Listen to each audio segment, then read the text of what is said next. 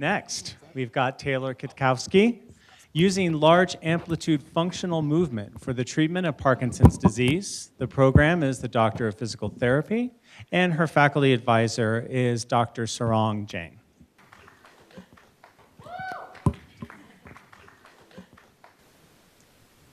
2 million people in the United States have been diagnosed with Parkinson's disease. Parkinson's disease is a neurodegenerative disorder that causes the brain to stop producing an important chemical called dopamine.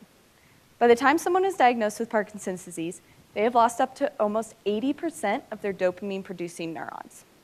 If you've never met someone with Parkinson's disease, the typical signs and symptoms you might see is they move very small, slowly, and stiffly, and they often have a constant tremor. Think of Michael J. Fox, for example. So since the 1960s, the gold standard of treatment for Parkinson's disease has been L-Dopa, a medication that works to replace dopamine in the brain. But recently, research has shown that exercise can be an effective treatment for slowing the progression and reducing the severity of Parkinson's disease. Exercise has been found to protect dopamine-producing neurons from dying in the brain. And actually, exercise is our only disease-modifying component in the management of Parkinson's disease currently. But even more recently, a new exercise theory of utilizing large amplitude functional movement for the treatment of Parkinson's disease has been developed. The idea behind this theory is persons with Parkinson's move very small and have difficulty initiating movement. So by forcing their bodies to move larger than self-selected, it retrains their bodies to move bigger and with more fluidity. There is evidence showing that this type of exercise is effective in the treatment of Parkinson's disease, but there are currently no studies addressing the beliefs that physical therapists and persons with Parkinson's have about this type of exercise.